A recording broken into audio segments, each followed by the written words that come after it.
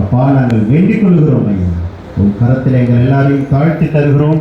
தேவன் எங்களோடு பேசும், நாங்கள் கேட்கிறோம். இயேசுவின் நாமத்தில் வேண்டுகிறோம் நல்ல பிதாவே. ஆமென். ஆமென். ஹல்லேலூயா. ஸ்தோத்திரம். நாம் இந்த நாளிலே தியானத்துக்காக எடுத்துக்கொள்கிற வசனம் மத்தேயு எழுதின சுவிசேஷம் 18ஆம் அதிகாரம் 11ஆம் வசனம். மத்தேயு 18:11 நாம் வாசிப்போம்.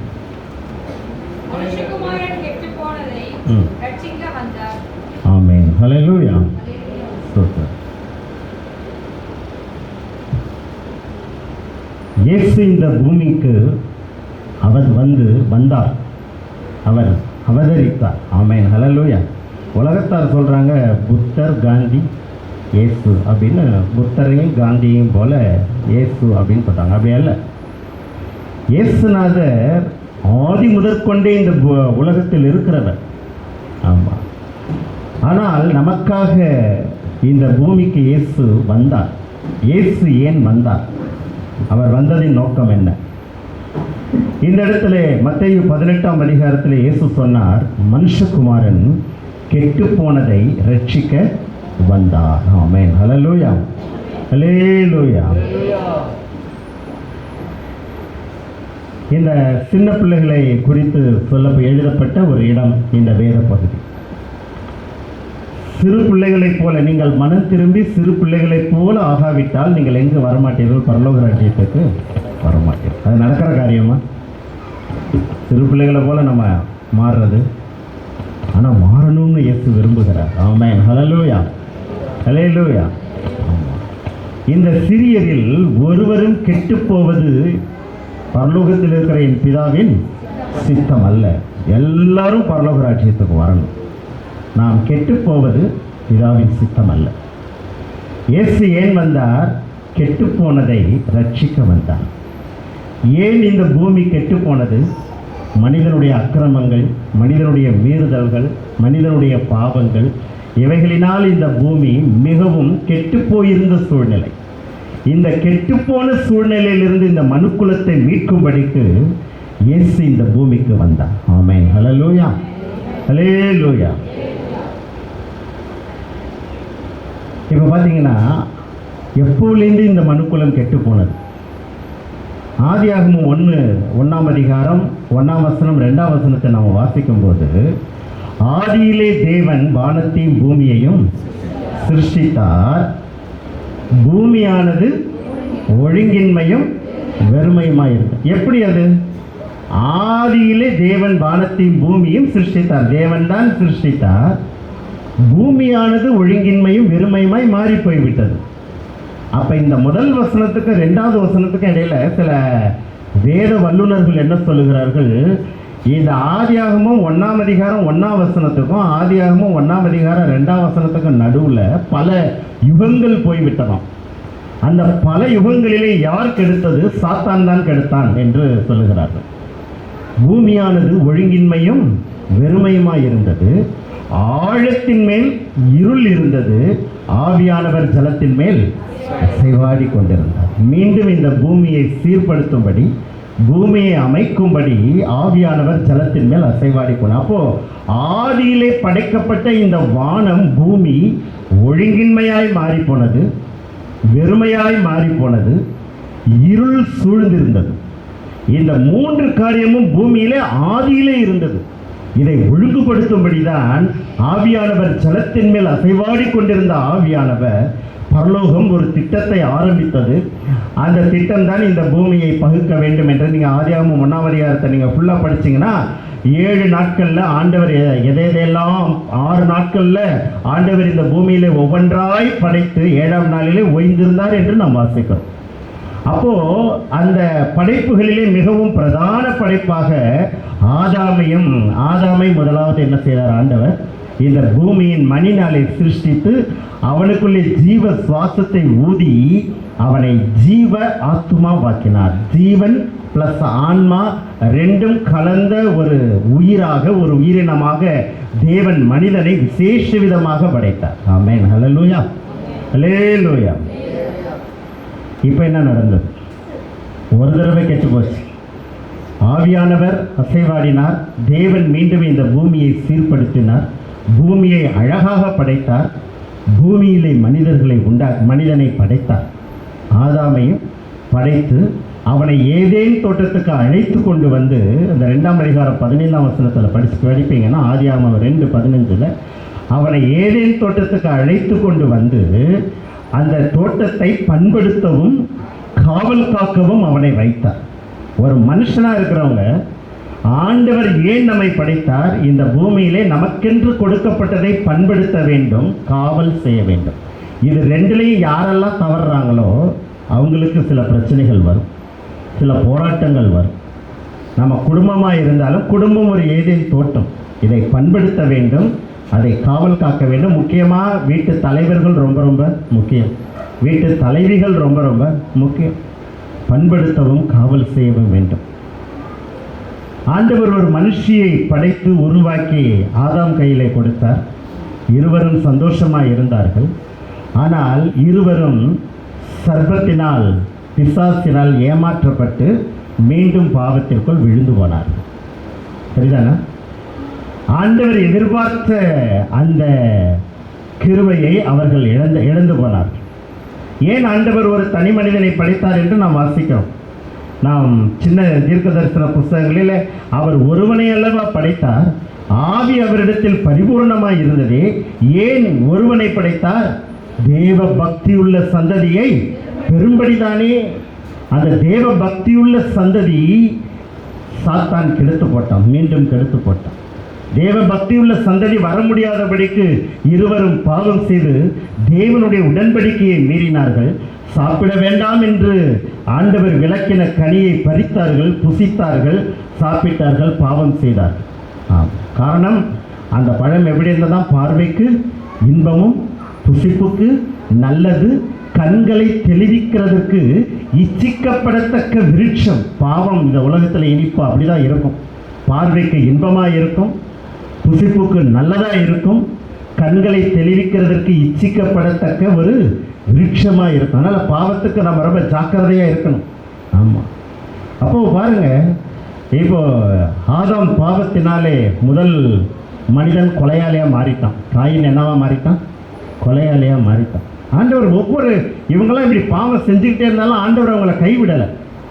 ஆதாமை தேடி வந்தார். ஆதாமே, ஏன் ஒளிந்து கொண்டிருக்கிறாய்? வேண்டாம் என்று நான் விலக்கின கனியை நீ பறித்து புசித்தாயா? ஒருத்தர் மேலே என்ன செய்கிறாங்க? படி சொல்கிறாங்க. இவன், நீங்கள் எனக்கு கொடுத்த ஸ்திரீ தான் என்னை சாப்பிட சொன்னான், நான் அதான் சாப்பிட்டேன். ஸ்திரீ என்னை பாம்பு வந்துச்சு, அதான் நான் சாப்பிட்டேன். ஒருத்தர் மேலே ஒருத்தர் பழிய போட ஆரம்பித்தாங்க.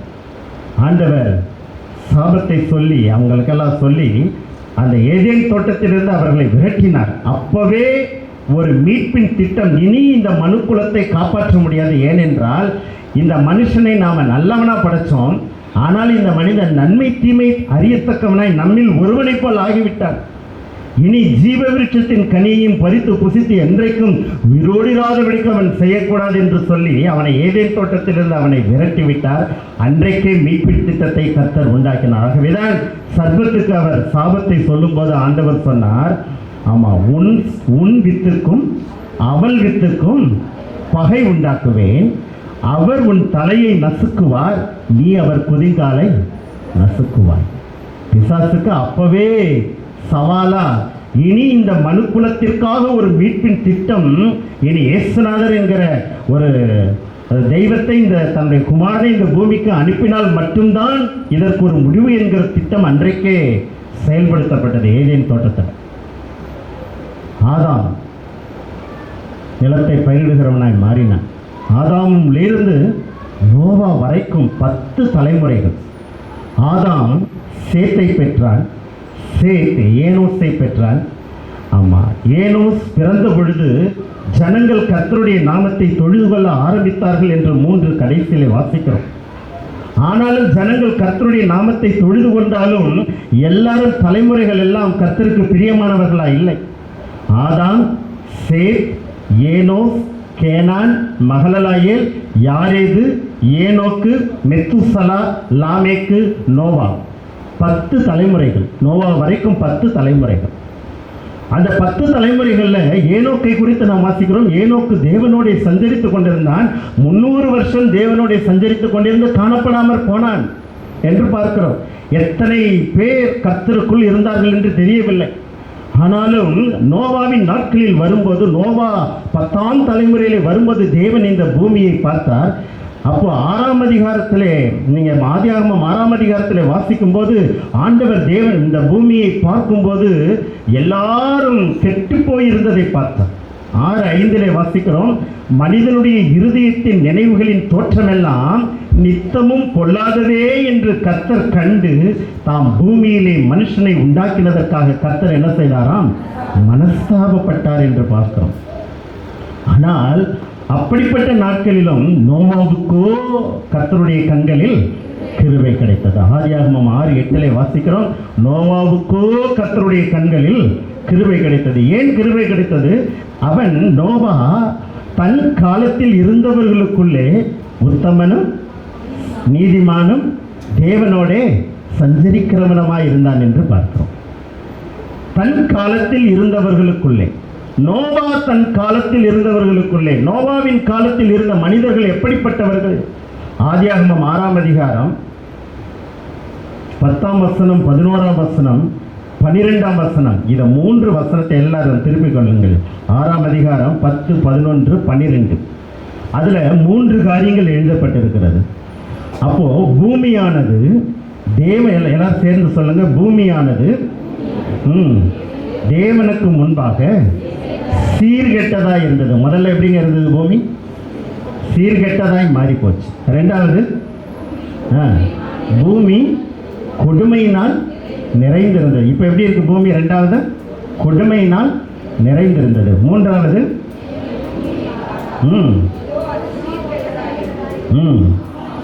மாம்சமான யாவரும் பூமியின் மேல் தங்கள் வழியை கெடுத்து கொண்டிருந்தார்.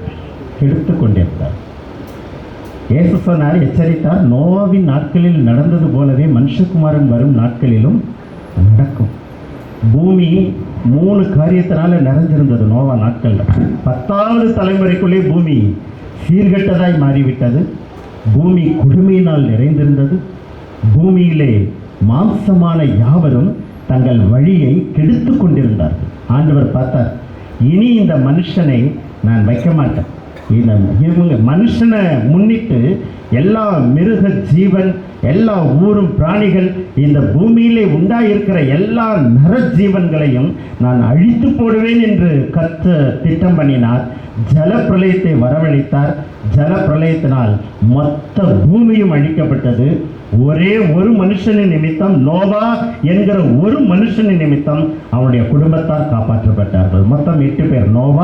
நோவாவுடைய மனைவி, அவனுடைய 3 பிள்ளைகள் சேம், காம், யாப்பேத், அவங்க 3 மருமக்கள்மார், மொத்தம் 8 பேர் அந்த பேழைக்குள் வைத்து காப்பாற்றப்பட்டார்கள். அது மட்டுமல்ல, நமக்கு தெரியும் எல்லா மிருக ஜீவன்களிலும் ஒவ்வொரு ஜோடு அவர்களோடு கூட காப்பாற்றப்பட்டது. ஆண்டவர் நோவா மீது இரக்கம் வைத்தார். தன் காலத்தில் இருந்தவர்களுக்குள்ளே நீதிமானாய் இருந்த நோவாவின் மீது கிருபை வந்தது. உத்தமனாய் இருந்த நோவாவை கர்த்தர் கண்ணோக்கி பார்த்தார். பூமியை அழிக்க திட்டம் பண்ணினார். ஆனால் நோவாவையும் குடும்பத்தையும் தேவன் பாதுகாத்தார், தேவன் ரட்சித்தார். இன்றைக்கும் இந்த பூமி அப்படிதாங்க இருக்கு. நீதிமானாக, உத்தமர்களாக கர்த்தர் நம்மை அழைத்திருக்கிறார். கெட்டு போயிருந்தோம். நாமும் ஒரு காலத்திலே இந்த பூமியிலே மனிதர்களோடு மனிதர்களாக இணைந்து கெட்டு போயிருந்தோம். நம்முடைய வாழ்க்கையை இயேசு ரட்சித்தார். இந்த பூமியிலே நம்மை நிலைநிறுத்தி இருக்கிறார். ஆனால் இந்த பூமியிலே இப்பொழுது நோவாவை போல ஒரு நல்ல வாழ்க்கையை நாமும் வாழ வேண்டும் என்று ஆண்டவர் எதிர்பார்க்கிறார். ஆமென். ஹல்லேலூயா, ஹல்லேலூயா. ஆமாம். நோவாவுக்கு அப்புறம் என்ன நடந்தது? சேம், காம், யாப்பேத், இந்த 3 தான் பிள்ளைங்க. 3 பிள்ளைங்களே 2 பேரை கை விட்டாச்சு. அதில் சேம் மட்டும்தான். ஆண்டவர் சேமை தெரிந்தெடுத்தார். நோவாவுக்கு பின்பு சேம், அர்பக்சாத், சாலா, ஏபேர், பேலேகு, ரெகு, செருகு, நாகோர், தேராகு, ஆபிரகாம். நோவாவுக்கு பின்பு அடுத்த 10வது தலைமுறையிலே ஆபிரகாம் வருகிறார். ஆமாம். இந்த ஆபிரகாமை தான் அதுவரைக்கும் மீண்டும் கெட்டுப்போன சூழ்நிலை. ஆண்டவர் ஆபிரகாம் என்கிற ஒரு தனி மனிதனை அடுத்த 10வது தலைமுறையிலே தான் தேவன் அழைத்தார். அதுவரைக்கும் மீண்டும் பூமி கெட்டு போனது. சேம் என்கிற அந்த நோவாவின் சந்ததி தான். நோவாவின் சந்ததியாக இருந்தாலும் மீண்டும் பூமி கெட்டு போனது. ஆமாம். அதன் பிறகு ஆபிரகாமை கர்த்தர் அழைத்தார். ஆபிரகாமை ஆசீர்வதிப்பேன் என்று சொல்லி வாக்குத்தத்தங்களை கொடுத்தார். ஆபிரகாமை அழைத்தார். நீங்கள் மத்தேயு 1ஆம் அதிகாரம் 17ஆம் வசனத்தில் நீங்கள் வாசிக்கும் போது இவ்விதமாய் உண்டான தலைமுறைகள் எல்லாம் ஆபிரகாம் முதல் தாவீது வரைக்கும் 14 தலைமுறைகளும், தாவீது முதல் பாபிலோனுக்கு சிறைப்பட்டு போன காலம் வரைக்கும் 14 தலைமுறைகளும், பாபிலோனுக்கு சிறைப்பட்டு போன காலம் முதல் கிறிஸ்து வரைக்கும் 14 தலைமுறைகள். மொத்தம் கிறிஸ்து வரைக்கும் 42 தலைமுறைகள், அதுக்கு முன்னாடி இருக்கக்கூடிய 20 தலைமுறைகள், ஆக மொத்தம் 62 தலைமுறைகளும் எல்லாம் இந்த பூமியிலே சீர்கெட்டு போனது. ஆமென். ஹல்லேலூயா, ஹல்லேலூயா. இப்போதான் பரலோகம் ஏதேன் தோட்டத்திலே திட்டம் பண்ணினபடி தம்முடைய குமாரனாகி இயேசுவை இந்த பூமியிலே அனுப்ப வேண்டும் என்ற ஆண்டவர் தீர்மானித்ததின்படி இயேசு இந்த பூமிக்கு ரட்சிக்க வந்தார். மனுக்குலத்தை ரட்சிக்க வந்தார். கெட்டுப்போனதை ரட்சிக்க வந்தார். கெட்டுப்போனதை சீர்படுத்தும்படி வந்தார். கெட்டுப்போனதை மனம் திரும்ப வைக்கும்படி வந்தார். இயேசு மட்டும் இந்த பூமிக்கு வராமல் இருந்திருப்பார்னா நம்முடைய நிலைமையில நீங்கள் நினச்சி பார்த்தீங்கன்னு வச்சுங்க, ரொம்ப கொடிய நிலைமை. மக்களோடு மக்களாக இன்னும் பூமி மகா மோசமாக போயிருக்கும்.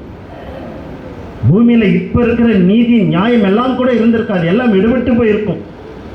ஏன் இன்றைய வரைக்கும் கிருபை நடத்துகிறது என்றால் ரட்சிக்கப்பட்டவர்களின் நிமித்தம், பாதுகாக்கப்பட்டவர்களின் நிமித்தம், கெட்டுப்போனவர்கள் மனம் திரும்பி தம்முடைய நாமத்தை அவர் உயர்த்துகிறது நிமித்தம், நம் நிமித்தம் கர்த்தர் இந்த பூமியிலே கொஞ்சம் நீதியையும் நியாயத்தையும் கர்த்தர் வைத்திருக்கிறார். ஆகவேதான் இன்னொரு புறம் எச்சரிக்கிறது, கிருபையின் வாசல் அடைப்படும் வரைக்கும் தான் அதுவும். ஆமென். ஹல்லேலூயா. ஆமாம். பாழாக்கும் அருவருப்பை குறித்து தானியேல் தீர்க்கதரிசி நன்றாய் சொல்லி இருக்கிறானே, அதை நீங்கள் பரிசுத்த ஸ்தலத்தில் நிற்க காணும்போது என்று நாம் வாசிக்கிறோம். பாழாக்கும் அருவருப்பு பரிசுத்த ஸ்தலத்திற்கு வரும் நாள் கூட வந்துவிடும். அதுவரைக்கும் கர்த்தருடைய பிள்ளைகள் தங்களுடைய ஜாக்கிரதையை நாம் காத்துக்கொள்ள வேண்டும். ஆமென். ஹல்லேலூயா, ஹல்லேலூயா. அப்போ இந்த பூமி கெட்டு போயிருந்த பூமியை சீர்படுத்தும்படி, எல்லா ஜனங்களையும் ரட்சிக்கும்படி இயேசு இந்த பூமிக்கு வந்தார். ஆகவே தான் நாம் ரட்சிக்கப்பட்டோம். நாம் கர்த்தருடைய பிள்ளைகளாய் நாம் மாறி இருக்கிறோம். இனியும் ரட்சிக்கப்படாமல் எத்தனையோ கோடி ஜனங்கள் இருக்கிறாங்க. நம்ம கண்ணுக்கு முன்னாடி ரட்சிக்கப்பட்ட கூட்டம் என்பது ரொம்ப கம்மி தான். ஆனால் ரட்சிக்கப்படாமல் பல கோடி மக்கள் நம்ம குடும்பத்தில் இருக்கிறாங்க, நம்ம தலைமுறையில் இருக்கிறாங்க, நம்ம சந்ததியில் இருக்கிறாங்க. அவர்களுக்காக நாம் என்ன செய்ய போகிறோம்? அவர்களுக்கு நாம் எப்படி ஆண்டவரை நடத்த போகிறோம்? ஆண்டவர் நம்மை ரட்சித்தாரே, நம்மை மீட்டு கொண்டாரே, நாம் அவர்களுக்காக நாம் செபிக்க வேண்டும். ஆமென். ஹல்லேலூயா, ஹல்லேலூயா. ரட்சிக்கப்பட்ட கர்த்தருடைய பிள்ளைகள் மீண்டும் நாம் கெட்டு போய்விடாதபடிக்கு நம்முடைய ரட்சிப்பை நாம் காத்துக்கொள்ள வேண்டும், ஜாக்கிரதையாய் காத்துக்கொள்ள வேண்டும். ரட்சிக்கப்பட்ட பிள்ளைகளுக்கு தேவன் வேதம் கொடுக்கிற எச்சரிப்புகள் என்னென்ன நாம் பார்ப்போம். எபிரேயர் 11ஆம் அதிகாரம் 7ஆம் வசனத்தை நாம் வாசிக்கும்போது, விசுவாசத்தினாலே நோவா தற்காலத்திலே காணாதவைகளை குறித்து தேவ எச்சரிப்பு பெற்று பயபக்தி உள்ளவனாகி தன் குடும்பத்தை ரட்சிப்பதற்கு பேழையை உண்டு பண்ணினான். அதனாலே அவன் உலகம் ஆக்கினைக்குள்ளானது என்று தீர்த்து விசுவாசத்தினால் உண்டாகும் நீதிக்கு சுதந்திரவாளியானான். ஆமென். ஹல்லேலூயா, ஸ்தோத்திரம். நீங்கள் நினச்சி பாருங்கள், நோவாவை சுற்றி இருக்கிறவங்கெல்லாம் ரொம்ப கிண்டல் பண்ணியிருப்பாங்க. பேழையை செய்கிறாரு, பேழையை செய்யும் போதெல்லாம் அவங்க நல்ல வேளை அவங்க பசங்க கொஞ்சம் ஒத்துழைச்சாங்கன்னு நினைக்கிறேன். பேழையை செய்யும் போதெல்லாம் கிண்டல் பண்ணியிருப்பாங்க. ஏன்னா மழையே அது வரைக்கும் கிடையாது, ஜனங்கள் மழையை பார்த்ததே கிடையாது. வானத்திலேருந்து மழை வருமா, பூமி அழியுமா, இந்த ஆண்டவர் எல்லாரையும் அழிச்சிடுவாரா, இப்படியெல்லாம் நடக்குன்னு இந்த பைத்தியக்காரன் சொல்கிறான்னு சொல்லியிருப்பாங்க எல்லாரும். ஆனால் நோவா எதையுமே நீங்கள் அங்கே படிப்பீங்கன்னாக்கா, நோவா கர்த்தர் தனக்கு கட்டளையிட்டபடியெல்லாம் செய்து முடித்தான் என்று பார்க்கிறோம். கர்த்தருக்கு கீழ்ப்படிவது தான் உத்தமம். ஜனங்கள் 1000 பேசட்டும், ஜனங்கள் 1000 கிண்டல் பண்ணட்டும், இன்றைக்கி உங்களை பார்த்து கூட சொல்லட்டும், அந்த சர்ச்சுக்கு போய் நீ என்னத்தை கண்ட, நீ ஏன் அடிக்கடி சர்ச்சுக்குன்னு ஓடுற, உனக்கு ஏசு என்னத்தை தான் செஞ்சுட்டார், அப்படி கூட உங்களை பார்த்து கேட்கட்டும். கவலைப்படாதீங்க. நோவா காலத்தில் அப்படிதான் இருந்திருக்கும். ஆண்டவர் இயேசு அதே வார்த்தைகளை எச்சரித்தார். அப்போ நோவா என்ன செய்தான்? அவன் தேவ எச்சரிப்பை பெற்றவனாய், அவன் பயபக்தி உள்ளவனாகி தன் குடும்பத்தை காப்பாற்றுவதற்கு, ரட்சிப்பதற்கு பேழையை உண்டு பண்ணினான் என்று எங்க நாம் வாசிக்கிறோம். நீங்களாம் பேழையை செஞ்சிருக்கீங்களா? சகோதரமார்களே, சகோதரிமார்களே, என்னையும் சேர்த்து தான் நான் கேட்குறேன். பேழையை நாம் உண்டு பண்ணியிருக்கிறோமா? பேழை என்றால் என்ன? நம்முடைய குடும்பம் தான் பேழை, நம்முடைய வீடு தான் பேழை. ரட்சிக்கப்பட்ட வீடு ரட்சிக்கப்பட்ட வீடாக இருக்கணும். ரட்சிக்கப்பட்ட வீட்டிலே கர்த்தருடைய பிள்ளைகள் கர்த்தருடைய நாமத்தை உயர்த்த வேண்டும். ஆமாம், அவர்களுடைய வீடுகளில் என்ன இருக்குமாம்? ரட்சிப்பின் கம்பீர சத்தம் உண்டு என்று நாம் வாசிக்கிறோம். அவங்களுடைய கூடாரங்களிலே ரட்சிப்பின் கம்பீர சத்தம் கேட்குதா?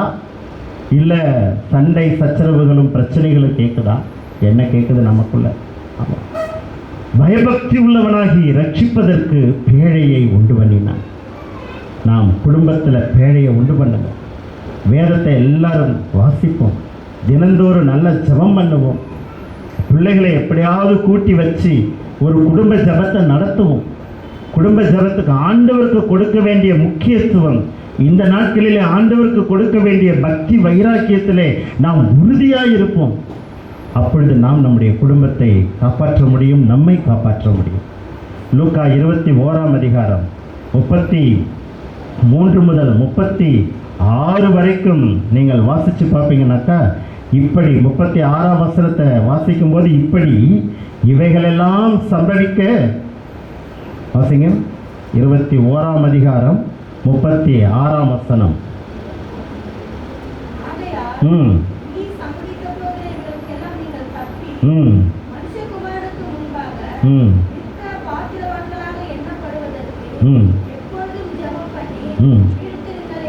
விழித்திருங்கள் என்றார். ஆமென், ஹல்லேலூயா. இனி சம்பவிக்க போகிற இவைகளுக்கெல்லாம் நீங்கள் தப்பி, மனுஷனும் எதெல்லாம் சம்பவிக்கும் என்று அதுக்கு மேலே நீங்கள் வீட்டில் போய் நீங்கள் படித்து பாருங்கள்.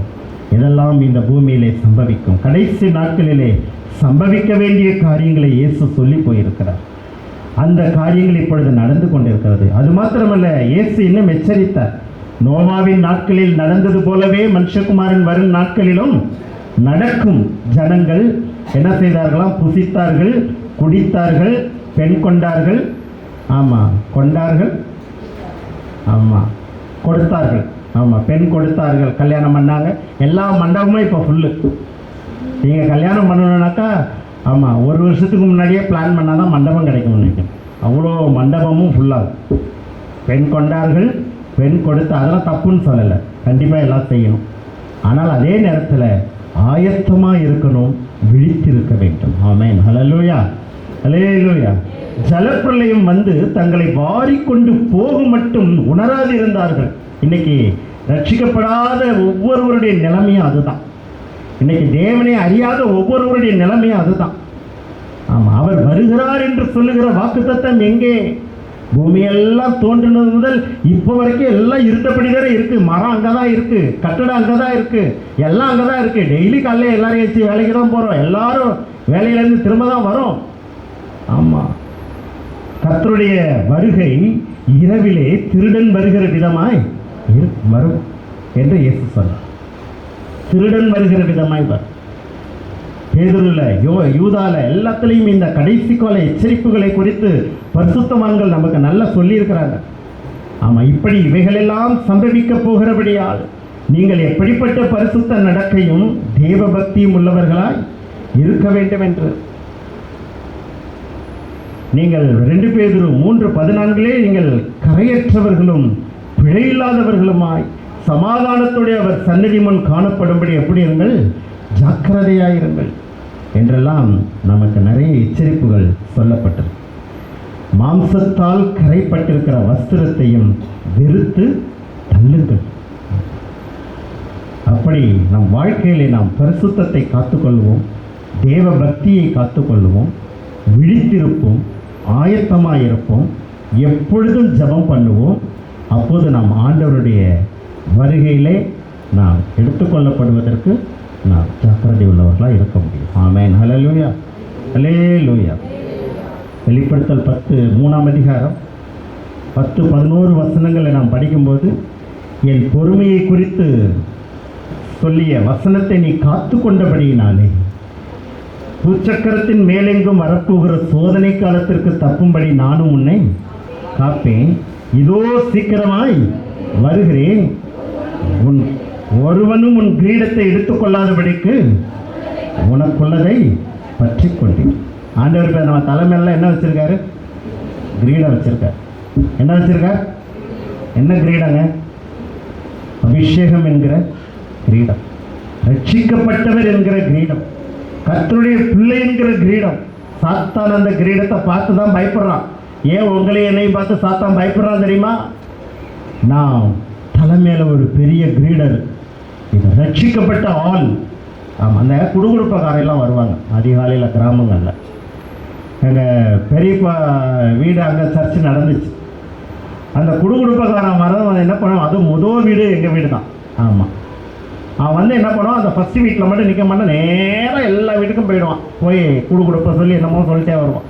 அப்போ கேட்டாங்க, ஏன் முதல் அந்த ஃபஸ்ட்டு வீடு தானே, அங்கேயே போக மாட்டேங்கிறேன். அங்கே நான் போகக்கூடாது, அங்கே வேற ஒரு சக்தி நின்றுக்கிட்டு இருக்கு. ஆமென், அல்லேலூயா.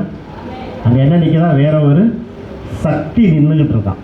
ஆமாம், அவனுக்கு சாத்தானுக்கு தெரியுது இங்கே என்ன நமக்குள்ள என்ன சக்தி இருக்குன்னு. ஆனால் நமக்கு தான் தெரிய மாட்டேங்குது நமக்கு எவ்வளோ சக்தி இருக்குன்னு. ஆமென், அல்லேலூயா, அல்லேலூயா. ஆமாம், உச்சக்கர மீதெங்கும் வரக்கூடிய சோதனை காலத்திற்கு தப்பும்படி நானும் உன்னை காப்பேன். ஆமாம், உனக்கு கொஞ்சம் பலன் இருந்தும் ஓயாமல் சர்ச்சுக்கு வந்து ஓயாமைங்க உட்காந்து பாட்டு பாடி ஒவ்வொரு வாரமும் தவறாமல் வந்து ஒவ்வொரு மாதத்திலும் வந்து திருவிருந்து எடுத்து எவ்வளோ கஷ்டம் வந்துச்சு, எவ்வளோ பாடு வந்துச்சு, எவ்வளோ துயரம் வந்துச்சு. ஆனாலும் என் நாமத்தை நீ உறுதியாய் நீ பற்றி கொண்டு என்னுடைய பிள்ளையாக நீ வாழ்ந்தபடியால் இந்த பூச்சக்கரம் மேலெங்கும் வரக்கூடிய சோதனை காலத்திற்கு தப்பும்படி நானும் உன்னை காப்பேன். அதே நேரத்தில் நீ எப்படி இரு, நீ உனக்குள்ளதை நான் சீக்கிரமாய் வருகிறேன், ஒருவனும் உன் கிரீடத்தை எடுத்துக்கொள்ளாதபடி உனக்குள்ளதை எப்படி இரு, பற்றி கொண்டிரு. யாருங்க எடுப்பார் நம்ம கிரீடத்தை? சாத்தானுக்கு அதான் வேலை. நம்ம கிரீடத்தை நம்ம தலையிலேருந்து எப்போ தட்டலான்னு அவன் பார்த்துக்கிட்டே இருப்பான். அதுக்கு நாம் ஒரு நாளும் இடம் கொடுக்காதபடி நம்மை காத்துக்கொள்ளுவோம். ஆமென், அல்லேலூயா, அல்லேலூயா. முக்கியமாக பாவ வாழ்க்கைக்கு விரோதமாய் நாம் போராட வேண்டும். எபிரேயரில் வாசிக்கிறோம், நீங்கள் பாவத்துக்கு விரோதமாய் ரத்தம் சிந்தத்தக்கதாக நீங்கள் போராடவில்லையே என்று எச்சரிக்கிறார். ஆமாம், ரத்தம் சிந்தத்தக்கதாக போராடவில்லை, போராடி ஜெயிக்கணும் இந்த மாம்சத்தை. ஆமாம், அவர் ஒளியில் இருக்கிறது போல நாமும் ஒளியிலே நடந்தால் ஒருவரோடொருவர் ஐக்கியப்பட்டிருப்போம். அவருடைய குமாரனாகிய இயேசு கிறிஸ்துவின் ரத்தம் சகல பாவங்களையும் நீக்கி நம்மை சுத்திகரிக்கும். நமக்குள் பாவம் இல்லை என்போமானால் நம்மை நாமே வஞ்சிக்கிறவர்களாக இருப்போம். சத்தியம் நமக்குள் இராது. நம்முடைய பாவங்களை நாம் அறிக்கையிட்டால் எல்லா அநியாயத்தையும் நீக்கி நம்மை சுத்திகரிப்பதற்கு அவர் உண்மையும் நீதியும் உள்ளவராக இருக்கிறார். ஆமென், ஹல்லேலூயா. தன் பாவங்களை மறைக்கிறவன் வாழ்வடைய மாட்டானவைகளை அவை அறிக்கை செய்து விட்டு விடுகிறவனோ இரக்கம் பெறுவான். பாவத்துக்கு விரோதமாய் நாம் போராட வேண்டும், இந்த ரட்சிப்பை காத்துக்கொள்ள வேண்டும். எபிரேயர் 2:4 நாம் வாசிக்கிறோம். ஆமாம், பலவிதமான அற்புதங்களாலும் அடையாளங்களினாலும் பலவிதமான பலத்த செய்கைகளினாலும் பரிசுத்த ஆவிதாமை பகிர்ந்து கொடுத்த வரங்களின்படியும் தேவன் தாமே சாட்சி கொடுத்ததுமாய் இருக்கிற இவ்வளவு பெரிதான ரட்சிப்பை குறித்து நாம் கவலையற்றிருப்போமானால் தண்டனைக்கு எப்படி தப்பித்துக் கொள்ளுவோம்? எப்படி தப்ப முடியும்? ஆக்கிரைக்கு எப்போ தப்ப முடியும்? இதெல்லாம் நான் இன்னைக்கு 1ஆம் தேதி நல்ல ஒரு வாக்குத்தத்தமான வார்த்தை கொடுக்கக்கூடாது. ஆண்டவரே, நீங்கள் என்ன இப்படி என்னை போட்டு என்னை நிர்பந்திச்சிட்டிங்களே அப்படின்னு நான் கேட்டுக்கிட்டே இருந்தேன் ஆண்டவர்கிட்ட. ஆனாலும் ஆண்டவர் விடலை, இதை தான் பேசணும் அப்படின்ற. ஏன்னு தெரியல. இதெல்லாம் நான் ப்ரிப்பேர் பண்ணி நானே பயந்து போய் அழுது நம்ம எவ்வளோ ஜாக்கிரதையாக இருக்கணும்னு கம்பெனிக்கு போகிறேன். கம்பெனியில் எல்லாம் பேசிக்கிறாங்க. இப்போது என்னது கல்ஃப் கண்ட்ரிஸ் பூரா ரொம்ப பயங்கர பிரச்சனையாக இருக்குதாமே, உங்களுக்கு தெரிஞ்சவங்களாம் கல்ஃபில் இருக்காங்களா யாரும் அப்படின்னு என்கிட்ட பதட்டமாக கேட்டாங்க. நிறைய பேர் இருக்காங்களே, ஏன் அப்படின்னு. துபாயை அடிச்சுக்கிட்டு இருக்கு, துபாய் ஈரான் அடிச்சுக்கிட்டு இருக்கு, பாகிஸ்தான் ஆப்கானிஸ்தான் ரெண்டுக்கும் பயங்கர வார் நடந்துக்கிட்டு இருக்கு. என்ன நடக்குன்னே தெரியல. இன்றைக்கி நிலைமை என்னன்னு தெரியல. யாரும் பார்த்தீங்களா டிவி? இப்போ இன்னைக்கு என்ன நிலைமைன்னு பாருங்கள். இனி எந்த அளவுக்கு ரொம்ப மோசமாக வார் போயிட்டு இருக்குன்னு தரும். யுத்தங்களின் செய்திகளையும் கேள்விப்படுவீர்கள். பல இடங்களில் பூமி எதிர்ச்சி, எல்லாம் வேதனைகளுக்கு ஆரம்பம்.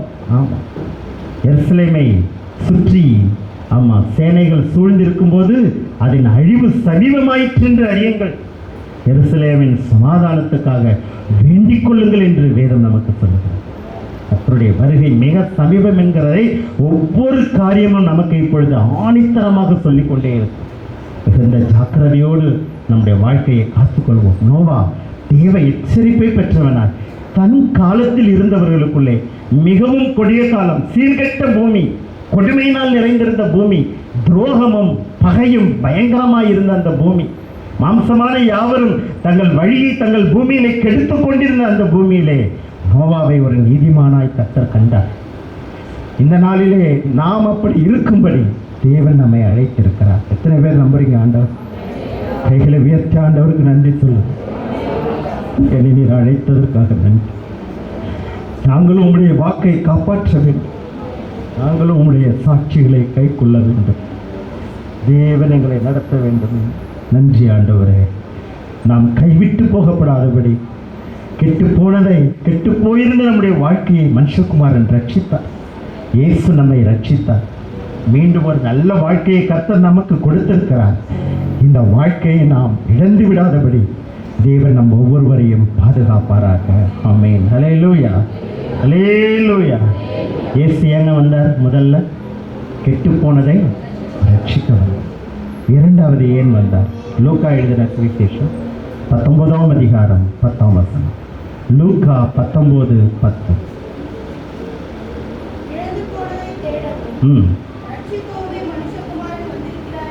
ஆமென். ஹல்லேலூயா. முதல்ல ஏன் வந்தார்? கெட்டு போனதை ரட்சிக்க வந்தார். இரண்டாவது ஏன் வந்தார் என்று வேதம் சொல்லுகிறது? இழந்து போனதை தேடவும் ரட்சிக்கவுமே இயேசு வந்தார். மனிதனுக்காகவே இயேசு இந்த பூமிக்கு வந்தார். மனிதன் எதை இழந்து போனான்? விசுவாசத்தை இழந்து போனான், நம்பிக்கையை இழந்து போனான், சமாதானத்தை இழந்தான், சந்தோஷத்தை இழந்தான், நிம்மதியை இழந்தான், மகிழ்ச்சியை இழந்தான், ரட்சிப்பை இழந்தான், ஆறுதலை இழந்தான். இதெல்லாம் ஆண்டவர் நமக்கு கொடுத்திருந்தார். இது எல்லாவற்றையும் இழந்து போனான். பிசாசினுடைய கிரியைகளினால், அவனுடைய தந்திரங்களினால் நம் வாழ்க்கையில் நிறைய நேரங்களிலே இதை இழந்து போனோம்.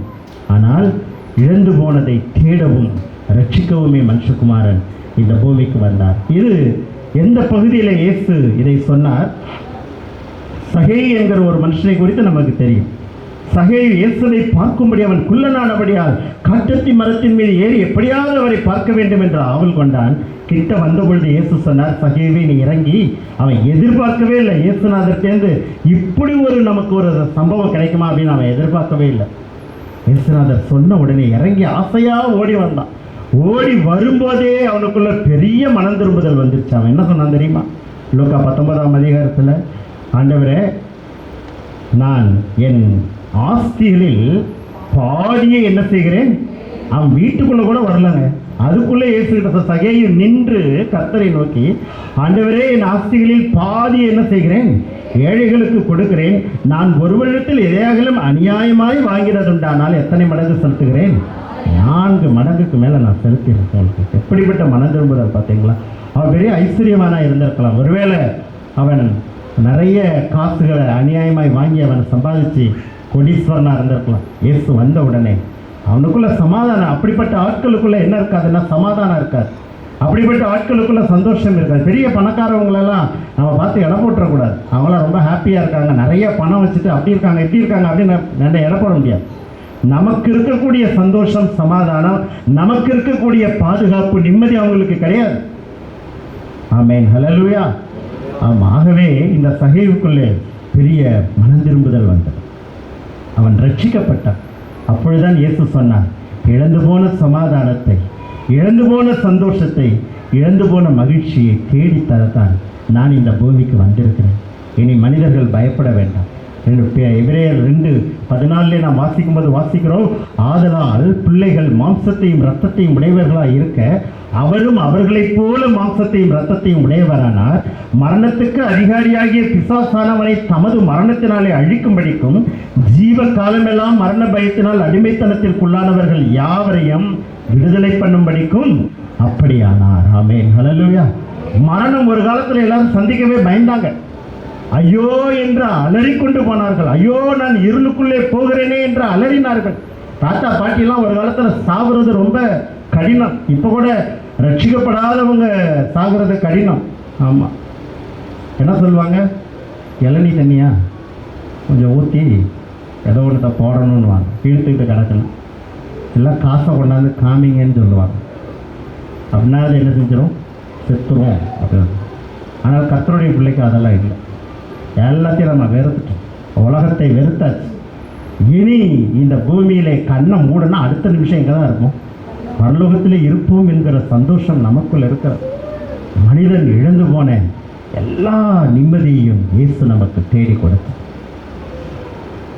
யோவான் 11:35 வாசிக்கிறோம், இயேசு கண்ணீர் விட்டார். ஆமாம், இயேசுநாதர் ஒரு ஆண்டவருங்க.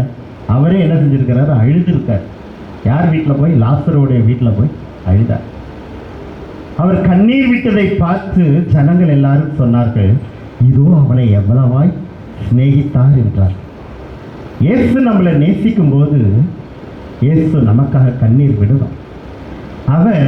அவள் அழுகிறதையும் மரியாள் அழுகிறதையும் கூட வந்திருந்த அந்த யூதர்கள் அழுகிறதையும் இயேசு பார்த்து ஆவியிலே கலங்கி துயரமடைந்து, ஆமாம், இயேசு கண்ணீர் விட்டார் என்று படித்தார்.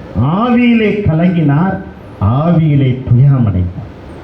நாம கண்ணீர் விடும்போதும் நாம அழும்போதும், இப்போ காரணம், இந்த வீட்டில் ஒரு பெரிய இழப்பு. கூட பிறந்த சகோதரன் செத்து போயிட்டான். அவன் ஒருத்தன் தான் அவங்களுக்கு ஆதரவு.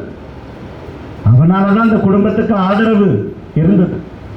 இந்த சூழ்நிலையில் இறந்துட்டாங்க. சகோதரிகள் சொல்றாங்க, ஆண்டவரே, நீர் இங்கே இருந்திருந்தீரானால் என் சகோதரன் என்ன செஞ்சிருக்க மாட்டான், மரித்து போயிருக்க மாட்டானே. இப்போ எனக்கு என்ன ஆறுதல், எங்களுக்கு என்ன தேர்தல். இயேசு கண்ணீர் விட்டார். நாம் அழும்போது அழுவார், நாம் துயரப்படும் போது நமக்காக துயரப்படுவார். நம் வாழ்க்கையில் இழந்து போனதை தேடித்தரத்தான் இயேசு இந்த பூமிக்கு வந்தார். ஆமென், ஹல்லேலூயா, ஹல்லேலூயா. இயேசு சொன்னார் சகோதரியை பார்த்து, நீ விசுவாசித்தால் தேவனுடைய மகிமையை காண்பாய். ஆண்டவரே, நீங்கள் நினைக்கலாம், அன்னைக்கு லாசரு மரித்தார், இயேசு வந்தார், அவனை உயிரோடு எழுப்பிட்டாரு, முடிஞ்சிச்சு. இன்னைக்கு எனக்கு அது நடக்குமா அப்படின்னு நீங்கள் கேள்வி கேட்க வேண்டாம். நம்ம துயரத்தை கர்த்தர் அறிஞ்சிருக்கார், நம்முடைய அழுகையை கர்த்தர் அறிஞ்சிருக்கார், நம்முடைய இழப்புகளை கர்த்தர் அறிந்திருக்கிறார். நீங்கள் அழும்போது அவர் கூட அழுது கொண்டிருக்கிறார். காரணம், நாம் அவருடைய பிள்ளை. காரணம், நாம் அவரால் தெரிந்து கொள்ளப்பட்டவர்கள். அவருடைய அபிஷேகம் நமக்குள் இருக்கிறது. ஆமாம், அவர் மகிமையை வெளிப்படுத்துவார். எப்படி வெளிப்படுத்துவார், என்ன செய்வார், ஏது செய்வார், அது நம் ஞானத்துக்கு அப்பாற்பட்டது. ஒரு காலத்திலே நாம் சொல்லுவோம், என்னுடைய எல்லா இழப்புக்கும், என்னுடைய எல்லா துயரத்துக்கும், என்னுடைய எல்லா கஷ்டங்களுக்கும், உபத்திரவங்களுக்கும், நான் அனுபவித்த எல்லா நிந்தைகளுக்கும் ஈடாக இயேசு இன்றைக்கு என் வாழ்க்கையிலே ஒரு பெரிய மகிமையை செய்திருக்கிறார், நான் மகிமையை காணும்படி செய்தார் என்று நீங்கள் கர்த்தருடைய நாமத்தை உயர்த்துகிற நாட்கள் வரும். ஆமென், ஹல்லேலூயா. அது எப்போ வரும், நீங்கள் விசுவாசித்தால் கர்த்தருடைய மகிமையை காண்பீர்கள். ஆமென், ஹல்லேலூயா. நாயின் ஒரு விதவையை பார்த்து சொன்னார், அழாதே என்று சொன்னார். தன்னை தேடி வந்த எல்லா ஜனங்களையும் சுகப்படுத்தினார், பிணியாளிகளை சுகப்படுத்தினார், வியாதிகளை சுத்தமாக்கினார், அநேக அசுத்த ஆவிகளை துரத்தினார். எல்லா அசுத்த ஆவிகளும் அவர்களை விட்டு புறப்பட்டு போனது. தேவன் எல்லா குடும்பத்துக்கும் சமாதானத்தை கொடுத்தார். யோவான் 14:27 நமக்கு தெரிந்த வசனம்தான். ஆண்டவர் சொன்னார், சமாதானத்தை உங்களுக்கு வைத்து போகிறேன், என்னுடைய சமாதானத்தையே உங்களுக்கு வைத்து போகிறேன். இந்த உலகம் கொடுக்கிற பிரகாரமாக நான் உனக்கு கொடுக்கிறதில்லை. உங்கள் இருதயம் கலங்காமலும் பயப்படாமலும் இருப்பதா. அவருடைய சமாதானத்தை நமக்கு கொடுக்கும்படி இயேசு இந்த பூமிக்கு வந்தார். என் சமாதானத்தை, இந்த உலகம் கொடுக்கிற பிரகாரமாக அல்ல. இன்னைக்கு ஏன் குடிக்கிறான்? அவனை கேட்டிங்கன்னா என்ன சொல்லுவான்? கொஞ்ச நேரம். சிலர் அடிமையாயிட்டாங்க குடிக்க, அதனால குடிக்கிறாங்க. சிலருக்கு என் பிரச்சனையெல்லாம் அப்போ தான் கொஞ்ச நாளைக்கு மறந்து இருக்கலாம் அப்படின்னு குடிக்கிறேன்றோம். ஏன் சினிமாவுக்கு போகிறாங்க கேட்டிங்கன்னா, கொஞ்ச நேரம் அங்கே போயாது ஏதாவது நிம்மதியாக இருந்துட்டு வரலான்னு போகிறோம். ஆனால் அங்கே போனாலும் பிரச்சனை. ஏன்னா அங்கே நடக்கிற சண்டை கொள்ளையெல்லாம் பார்த்தோன்னே அங்கேயும் டென்ஷனாக தான் உட்காந்துருப்பாங்க. அது வேறு. ஆனால் உலகத்தார் சொல்கிறது இது. இயேசு கொடுக்குற சமாதானம் இந்த உலகம் கொடுக்குற சமாதானம் அல்ல. ஆமாம், எல்லாம் கண்களில் கொஞ்சம் நேரம் குளிச்சு எல்லாரும் மாலுக்கு வாங்க போகலாம். அங்கேயாவது போய் கொஞ்சம் நேரம் பிரச்சனை இல்லாமல் எல்லாத்தையும் அங்கே நடக்கிறதெல்லாம் பார்த்துட்டு வரலாம். ஆமாம், இதெல்லாம் தற்காலிகம். இது நிரந்தர சமாதானத்தை உலக மனுஷன் கொடுக்காது. ஆனால் இயேசு கொடுக்கிற சமாதானம் நமக்கு நிரந்தரமான சமாதானத்தை தேவன் தருகிறார்.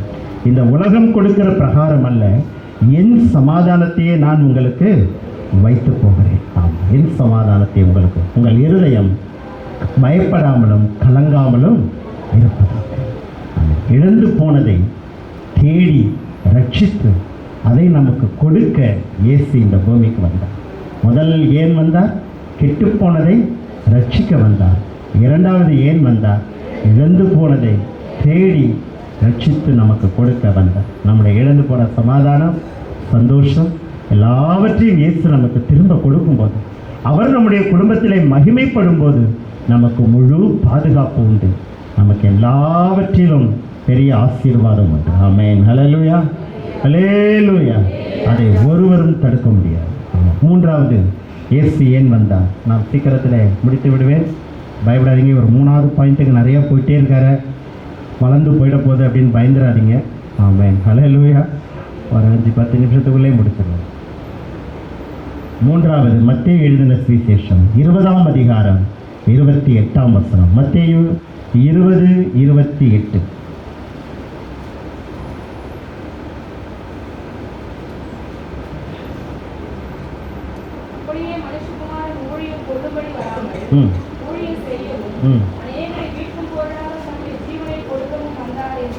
ஆமென். ஹல்லேலூயா.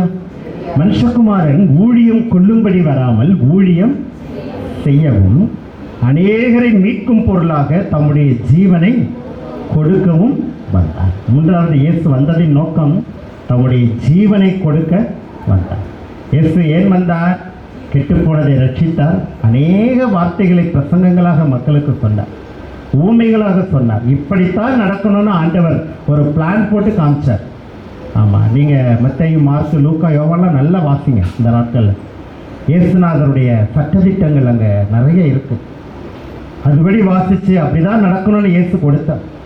அது மட்டுமல்ல, நம் வாழ்க்கையில பிசாசு கொண்டு வந்த வியாதி, வருத்தம், சஞ்சலம், இவைகளினால் நாம் இழந்து போன சமாதானம், சந்தோஷம், நிம்மதி, பாதுகாப்பு எல்லாவற்றையும் இயேசு நமக்கு மீண்டும் திருப்பி கொடுக்க வந்தார். மனுஷனை இழந்து போனதை தேடி ரட்சிக்க கொடுத்தார்.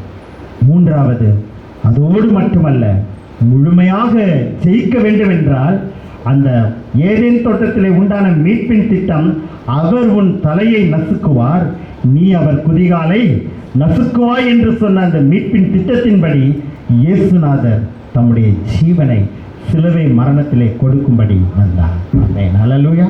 தம்முடைய ஜீவனை கொடுக்கும்படி வந்தார். யாராவது ஜீவனை கொடுக்க முடியுமா? ஒரு காலத்தில் உடன்கட்டை பழக்கம் இருந்துச்சு. நான் அந்த ஷெராம்பூர்லாம் போய் பார்த்தேன், கல்கட்டாவில். ஆமாம், அந்த ஷெராம்பூரை இப்போ ஸ்ரீராம்பூர் அப்படின்னு மாற்றி வச்சிருக்கான். அதை கூட மாற்றிச்சு.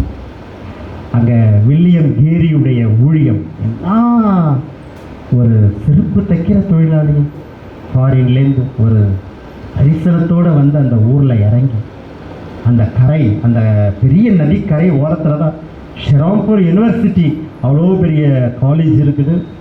அவர் உட்காந்து எழுதின பேனா, அந்த மேஜை, அவர் வச்சிருந்த எல்லா பொருளும் அங்கே இருந்துச்சு. அவர் மனைவிக்கு பைத்தியம் முடிச்சிட்டிங்க வந்தப்புறம் இந்த பிரச்சனையெல்லாம். ஏன்னா அந்த நதிக்கரையில் தான் உடன்கட்டை ஏறுகிற பழக்கம் அங்கே தான் இருக்குது. புருஷன் எரிஞ்சிக்கிட்டு இருக்கும்போதே பிடிச்சி தள்ளுறாங்க இளம் பெண்களை, கதற கதற கத்த கத்த இளம் பெண்களை பிடிச்சி அந்த தீயில தள்ளுறாங்க. இதெல்லாம் பார்த்து பார்த்து அவர் ஒய்ஃபுக்கு பைத்தியம் முடிச்சு. அந்த பைத்தியம் பிடிச்சாலும் அவங்கள ஒரு ஓரமாக கட்டி வச்சுட்டு, கயிறு கட்டி வச்சுட்டு, கடைசி வரைக்கும் இந்த தரிசனத்தை நான் விடமாட்டேன் என்று அங்கே இருந்து எத்தனை மொழிபெயர்ப்புகள், எத்தனை, அதனால் அவங்களாம் பண்ண தியாகம் தான் இன்றைக்கி நாம் இவ்வளோ ஹாப்பியாக இருக்கிறோம். எத்தனையோ பரிசுத்தவான்கள் கொடுத்த ஜீவன், கண்ணீர், தியாகம் இந்த வேதம் நம்ம கையில் இருக்கு. ஆனால் இதை நாம் எப்படி நினைக்கிறோம்? அந்நிய காரியமான, இதுக்கு முக்கியத்துவம் கொடுக்கறதே இல்லை. அவங்களாம் அவ்வளவு தியாகமாக ஒர்க் பண்ணியிருக்காங்க. அதெல்லாம் பார்க்கும்போது மனசே வேதனையாக இருந்துச்சு. அந்த கல்கட்டா கவர்மெண்ட்டில் போய், ஆமாம், ஆனால் ஹிஸ்ட்ரியில் ராஜாராம் மோகன் ராய் தான் பண்ணார்னு சொல்லிட்டாங்க. ராஜாராம் மோகன் ராய் கூட இருந்திருக்கலாம், ஆமாம். ஆனால் இந்த வில்லியம் கேரி தான் அப்போ இருந்த பிரிட்டிஷ் அரசாங்கத்தில் அந்த ஆப்போசிட் இதெல்லாம் கிளைம் பண்ணி இந்த அது என்ன சதியா, அதுக்கு பேர் சதி, ஆமாம், அதை டோட்டலாக க்ளோஸ் பண்ணது அவர் தான். ஆனால் அவர் வேறையே இன்னைக்கு ஹிஸ்ட்ரியெலாம் கொண்டு வரான், எல்லாத்தையும் மறைக்கணும்னு தான் பார்க்குறோம். ஆமாம், ஆர்தர் காட்டன் அவர் தான் கோதாவரி அணைக்கட்டையே அவர் தான் கட்டி நல்ல தண்ணியெல்லாம் திருப்பி அந்த கோதாவரி ஆந்திரா அன்னைக்கு செழிப்பாக இருக்கிறதுக்கு காரணம் அதுதான். ஆனால் அந்த மியூசியத்தை பூரா பாழாக்கி அதை போய் பார்த்தாக்கா அது ஒன்றுமில்லாமல் அடித்து அவங்க பேரெல்லாம் மறைச்சிடும். அதுக்கு வேறு ஏதாவது ஒரு பேரை போகும். எங்கே போய் பார்த்தீங்கன்னாக்கா கல்லணையில் பார்த்தீங்கன்னாக்கா அதை அணைக்கட் ஃபுல்லாக பிளான் பண்ண ஒரு பேர் ஸ்டான்லி, என்னோட பேரில் தான் இருக்குது. ஆமாம், அதான் கரிகாலன் கட்டி வைத்தார் கல்லணைன்னு அவர் பேர் தியாகங்கள் மறைக்கப்படுகிறது. ஆனால் இப்போது பாயிண்ட்டுக்கு வருவோம். அப்படி வில்லியம் கேரியுடைய ஊழியத்தில் அவ்வளவு தியாகங்கள் எல்லாம் செய்து அந்த ஊழியத்தை செய்தார். தம்முடைய ஜீவனை இயேசு கொடுக்க வந்தார். இயேசு எல்லாவற்றுக்கும் மேலாக அவர் ஆண்டவராய் இருந்தாலும் மனிதர் கைகளினாலே தம்முடைய ஜீவனை இழப்பதற்கு அவர் ஆயத்தம் உள்ளவராய் இந்த பூமிக்கு வந்தார். ஆமென், ஹல்லேலூயா, ஹல்லேலூயா. ரோமரில் வாசிக்கிறோம் 5ஆம் அதிகாரம் 8ஆம் வசனம், நாம் பாவிகளாய் இருக்கையில் கிறிஸ்து நமக்காக மரித்ததினாலே தேவன் நம்மேல் வைத்த தமது அன்பை விளங்க பண்ணுகிறார். ஏன் ஜீவனை கொடுத்தார்? நம் மீது வைத்த அன்பை விளங்க பண்ணும்படிக்கு தம்முடைய ஜீவனை கொடுத்தார். Agape love. ஆமாம், சிலரில் ஃபீலியா லவ். என்ன ஃபீலியா லவ்? இப்போ பெற்றோர் பிள்ளைகளுக்கு நடுவில் ஃபீலியா லவ். டேய், நீ ஒழுங்காக படிச்சினா தான் நான் உனக்கு அடுத்தது இதை வாங்கி தருவேன், நீ ஒழுங்காக படிக்கலைன்னா நான் என்ன செய்ய மாட்டேன், வாங்கி தர மாட்டேன். இதே மாதிரி கண்டிஷன், இதெல்லாம் கண்டிஷனல் லவ். மனைவி கணவனுக்கு இடையில், பெற்றோர் பிள்ளைகளுக்கு நடுவில், ஆமாம், ஒரு பொண்ணும் பையனும் பார்த்தாங்கன்னா அவங்களுக்குள்ளே, இதெல்லாம் ஃபீலியா லவ், இதெல்லாம் நிரந்தரமற்றது. ஆனால் அன்கண்டிஷனல் லவ், எந்த கண்டிஷனும் இல்லை. நம்ம மேலே அன்பு செலுத்தணும்னு கண்டிஷனே கிடையாது. ஆனால் நாம் பாவிகளாக இருக்கையில் கிறிஸ்து நமக்காக மரிக்கும்படி இந்த பூமிக்கு வந்ததினாலே தேவன் நம் மீது வைத்த அன்பை தேவன் வெளிப்படுத்தினார். ஆமென், ஹல்லேலூயா. நம் மீது அன்பு செலுத்த, நமக்காக நம்மை காப்பாற்ற, இந்த நரக அழிவிலிருந்து நம்மை பாதுகாக்க இயேசு நமக்காக ஜீவனை கொடுக்கும்படி இந்த பூமிக்கு வந்தார். கலாத்தியர் 3:13-14 வாசிக்கிறோம். மரத்திலே தூக்கப்பட்ட எவனும் சபிக்கப்பட்டவன் என்று எழுதியிருக்கிறபடி கிறிஸ்து நமக்காக சாபமாகி நியாயப்பிரமாணத்தின் சாபங்களுக்கு நம்மை நீங்களாக்கி மீட்டுக் கொண்டார். ஆமென், ஹல்லேலூயா, ஹல்லேலூயா. நம் மீது சுமத்தப்பட்டிருந்த எல்லா சாபங்கள், கட்டுகள், இவைகளில் இருந்து விடுதலையாக்கும்படிக்கு இயேசு நமக்காக ஜீவனை கொடுத்தார். மரத்திலே தூக்கப்பட்ட எவனும் சபிக்கப்பட்டவன், வேத பிரமாணம் அதுதான் சொல்லுகிறது. மரத்தில் ஒருத்தனை தூக்கி போட்டு அவன் சபிக்கப்பட்டவன். இயேசு நமக்காக அந்த சிலுவை மரத்தை ஏற்றுக்கொண்டு நமக்காக சாபமானார். காரணம், நம் மீது சுமத்தப்பட்டிருக்கிற சாபங்களில் இருந்து நம்மை விடுதலையாக்கும்படிக்கு அவர் தம்மை சாபமாக்கினார். ஆமென், ஹல்லேலூயா. இந்த வசனத்தெல்லாம் சொல்லி நீங்கள் ஜெபம் பண்ணணும். கலாத்தியர், நீங்கள் ரட்சிக்கப்பட்டவங்களா இருந்தாலும் ஏன் சில பிரச்சனைகள் இன்னும் தொடர்கிறது? ஏன் இன்னும் சில போராட்டங்கள் தொடர்கிறது? ஏன் கடன் மாறலை? ஏன் வியாதி ஒழியலை? ஏன் இன்னும் பிரச்சனைக்கு மேலே பிரச்சனை இருக்குது? இந்த வசனத்தெல்லாம் சொல்லி நம்ம இன்னும் ஜெபிக்கலை. கலாத்தியர் 3:13-14 சொல்லி ஜெபம் பண்ணிக்கிட்டே இருக்கணும். ஆமென், ஹல்லேலூயா. கொலோசையர் 2:14-15 நம் மீது இருந்த எல்லா, நமக்கு எதிரடையாய் நமக்கு இருந்த கையெழுத்தை எல்லாவற்றையும் குலைத்து போட்டார். அதை நடுவில் இராதபடிக்கு எடுத்தார். சிலுவையிலே ஆணி அடித்தார். நமக்காக வெற்றி சிறைந்தார். துரைத்தனங்களையும் அதிகாரங்களையும் புரிந்து கொண்டு எல்லாவற்றையும் வெளியரங்கமான கோலமாக்கினார். ஆமென், ஹல்லேலூயா. சாத்தானை நசுக்கினார். சாத்தானுடைய தலையை நசுக்கினார். எங்கே? கல்வாரி சிலுவையில நசுக்கினார். சாத்தான் நினைச்சா இது இயேசுநாதருடைய சாப்டரை சிலுவையில இதோட க்ளோஸ் பண்ணியாச்சு, இனிமே எல்லாம் முடிஞ்சிச்சுன்னு நினைச்சா, ஆண்டவர் அவனை பார்த்து சொன்னார், டேய் இப்போ க்ளோஸ் ஆகல, இனிமே தான் எல்லாமே ஆரம்பம். சிலுவை மரத்துல நீ என்ன க்ளோஸ் பண்ணல, நான் தான் உன் தலையை நசுக்கியிருக்கேன். இனிமே என் பிள்ளைகள் விடுதலையோடு வாழ்வார்கள். இனிமே என் பிள்ளைகள் சந்தோஷமாய் வாழ்வார்கள். இனிமே என் பிள்ளைகள் சாபமில்லாமல் வாழ்வார்கள். இனிமேல் என் பிள்ளைகள் சகல விடுதலையோடு வாழ்வார்கள் என்று இயேசு அவர்களை பார்த்து சூளுரைத்தார். அதுதான் நடுவில் இராதபடிக்கு எடுத்து எல்லாவற்றையும் சிலுவையிலே ஆணி அடித்து நமக்காக வெற்றி சிறந்த தகப்பன். எத்தனை பேர் நம்புறீங்க இந்த காலை வேளையில ஆண்டவரை நல்லா மகிமைப்படுத்துவீங்களா? ஓ, வெற்றி சிறந்த இயேசு என்னோடு இருக்கிறார், என் வாழ்க்கையில எல்லா தடைகளும் நீங்கும் என்று நீங்கள் ஜெபம் பண்ணுங்கள். ஆமென், ஹல்லேலூயா. 2 கொரிந்தியர் 8:9 படி, நாம் ஐஸ்வர்யவான்கள் ஆகும்படிக்கு நமக்காக அவர் தரித்திரரானார் என்று பார்க்கிறோம். சிலுவையிலே தரித்திரரானார். அவருடைய வஸ்திரத்தை எல்லாம் கழட்டிட்டாங்க. எவ்வளோ பெரிய கொடுமை பார்த்தீங்களா? அவர் ட்ரெஸ்ஸை பூரா மேலே வச்சிருந்த அந்த ட்ரெஸ்ஸை கழட்டி அந்த உடையின் பேரில் சீட்டு போட்டார். இது யாருக்கு எந்த பங்கு வரும்னு சீட்டு போட்டாங்க. உலகத்தையே படைத்த ஆண்டவர் ஆண்டவர் சொல்லுகிறார், இந்த வானமும் பூமியும் யாருடையதான்? கர்த்தருடையது. பூமியும் அதன் நிறைவும் கர்த்தருடையது என்று வாசிக்கிறோம். ஆனால் அவருடைய வஸ்திரத்தை கழற்றிட்டார். மேல ஒண்ணு கூட இல்லைங்க, நமக்காக தரித்திரரானார். காரணம், நாம் ஐஸ்வர்யவான்கள் ஆகும்படி நமக்காக தரித்திரரானார். இந்த வார்த்தையெல்லாம் சொல்லி ஜெபம் பண்ணுங்க. உங்கள் கடன் பிரச்சனையெல்லாம் மாறும். ஆண்டவர் உங்களை ஆசீர்வதிப்பார். ஆண்டவர் உங்களை எல்லா சூழலில் கர்த்தர் உயர்த்துவார். இயேசு ஏன் வந்தார்? ஊழியம் செய்யும்படி வந்தார். எப்படிப்பட்ட ஊழியத்தை செய்யும்படி வந்தார்? நமக்காக தம்முடைய ஜீவனை கொடுக்க வந்தார். தம்முடைய முழு அன்பை வெளிப்படுத்த இயேசு வந்தார். அவருடைய அன்பை நாம் அறிந்து கொள்ளணும். அவருடைய அன்புக்கு விரோதமாக நாம் துரோகம் பண்ணக்கூடாது. அவருடைய அன்புக்கு விரோதமாய் நாம் பாவம் செய்யக்கூடாது. அவருடைய அன்புக்கு விரோதமாய் நாம் ஒருபோதும் நடக்கக்கூடாது. ஆமாம், கர்த்தருடைய அன்பை நாம் அறிந்து கொண்டவர்களா, நாம் கர்த்தருடைய பிள்ளைகளா, நாம் வைராக்கியமாய் வாழ நாம் கற்றுக்கொள்ள வேண்டும். ஆமென், ஹல்லேலூயா, ஹல்லேலூயா. அது மட்டுமல்ல, நம்மை ஐஸ்வர்யவான்களாக்க கர்த்தர் வந்தார். நம் மீது சுமத்தப்பட்ட எல்லா சாபங்களில் இருந்து நம்மை விடுதலையாக்க இயேசு வந்தார். ஏன் இன்னும் சில பிரச்சனைகளுக்கு காரணம், இன்னும் சாபங்கள் விலகலை. உபவாசம் பண்ணி கண்ணீரோடு ஜெபம் பண்ணுங்க. ஒரு நாள் இதுக்காகவே உங்க வீட்டில் நல்ல முழங்கால் படிட்டு இந்த வசனத்தை திரும்ப திரும்ப சொல்லி இந்த வசனங்களை எல்லாம் படித்து அறிக்கையிட்டு ஜெபம் பண்ணுங்க. உங்க குடும்பத்தில் இருக்கிற சாபங்கள் விலகிறத நீங்க பார்க்க முடியும். அப்போ வியாதி தன்னால மாறும், கடன் பிரச்சனைகள் தன்னால மாறும், எல்லா பிசாசின் கிரியைகளும் உங்களை விட்டு ஓடும். ரட்சிக்கப்படாமல் இருக்கிற உங்கள் குடும்பத்தார் ரட்சிக்கப்படுவார்கள். எல்லா காரியத்திலும் கர்த்தர் உங்களுக்கு செழிப்பை கட்டளையிடுவார். ஆமென், ஹல்லேலூயா, ஹல்லேலூயா. ஊழியம் செய்யும்படிக்கு வந்த இயேசு இன்று வரைக்கும் நமக்கு அவர் ஊழியம் செய்கிறார். இன்று வரைக்கும் நம்முடைய தேவைகளை சந்திக்கிறார். இன்று வரைக்கும் அவர் நம்மை கிருபையாய் நம்மை நடத்துகிறார். நீங்க நம்ம எல்லாருமே சொல்ல முடியும். ஒரு சாட்சி சொன்னா, ஒவ்வொரு நாளும் இயேசு என்னை எப்படி நடத்தினார், ஒவ்வொரு நாளும் என்னை எப்படி அற்புதமாய் நடத்தினார், என்னுடைய எல்லா பலவீனத்திலும் சுகவீனத்திலும் போராட்டத்திலும் கர்த்தர் என்னை எப்படி நடத்தினார் என்று நம்மால் சாட்சி சொல்ல முடியும். கர்த்தர் அப்படி நம்மை ஆசீர்வதிப்பார். ஆமென், ஹல்லேலூயா, ஹல்லேலூயா. இயேசு ஏன் வந்தார்? கெட்டு போனதை ரட்சிக்க வந்தார். இயேசு ஏன் வந்தார்? இழந்து போனதை தேடவும் ரட்சிக்கவும் வந்தார். இயேசு ஏன் வந்தார்?